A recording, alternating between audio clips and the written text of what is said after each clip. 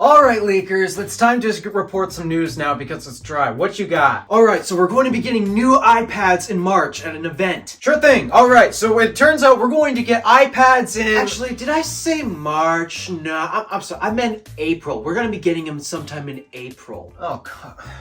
Alright, fine. Okay, so we're not going to get iPads in March. It turns out we're going to get iPads in April. Thinking that right. Are we getting them in April? Seriously?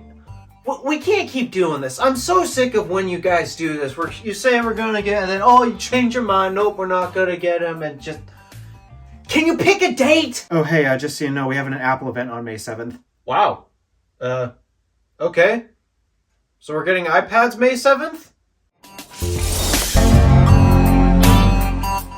Alright, ladies and gentlemen, finally it appears we're getting an Apple event, and yeah, I know I made a predictions video about there being a March event. Well, it was just a guess. It turns out Apple just really likes to be extremely unpredictable, but if what I'm analyzing from the whole May 7th Apple event, what is Let Loose or something, the picture I'm getting from that, it is screaming very much iPad vibes, and something tells me that event is going to be very iPad focused, just from that alone. Though if I had to guess, Apple's probably going to launch more than just iPads, but I mean, seriously, Apple has not released a single iPad to us in over a year, over 500 days. I can't believe Taylor's Tech has actually been keeping track of how many. But yeah, it's been over 500 days since Apple has given us a new iPad of any kind. Be it the budget iPad, iPad mini, iPad Air, not even a Pro. Yeah, we're a bit overdue on a refresh, and there are a couple iPad rumors that I'm going to cover. For example,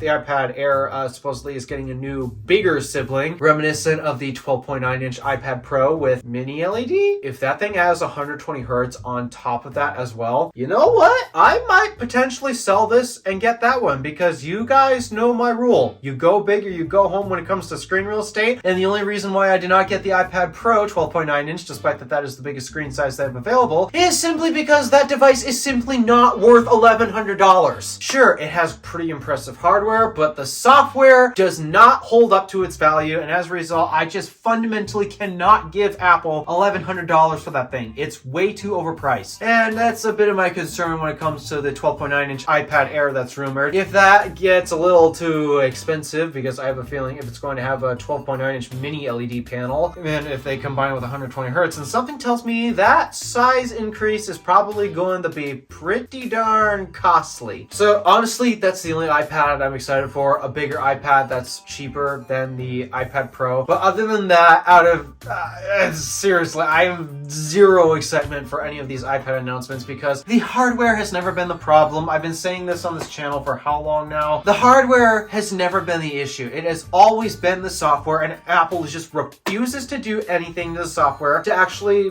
well, make iPads worth their value. And until Apple actually does something to the software to make iPads worth over $500, then yeah, I can't tell people to buy any of it. But that's supposedly all we know about this upcoming May 7th event. It's pretty much iPad focused. At least that's what we can tell from the imagery that Apple gave us. And yes, we can tell because it's got the colorful logo, and so far their most colorful line happens to be, well, the iPad line at the moment, because, I mean, seriously, take a look at the iPhone series. Gosh, can you even call them colors? And also, it featured the Apple Pencil. So, are we getting anything special with the Apple Pencil? I don't know, but for the most part, we've got an Apple event on May 7th. It starts at 7 a.m. Pacific time, or if you're in the Eastern time zone like me, that would be 10 a.m. Eastern time. Unfortunately, that is a bit too early for me, and I would have liked to time this with my lunch break so that way I can actually watch the event at the same time, but I guess beggars can't be choosers all the time, so pretty much the only way I'm going to watch that event live is if I happen to have a day off at work, which is definitely not going to happen because I've got other big plans coming up this summer that will definitely take my time away from work. But yeah, that's all we know. May 7th event, something tells me it's going to be iPad related, and am I going to care for it? Most likely not, because again, hardware has never been the issue with iPads, it has always been software. And just a final update,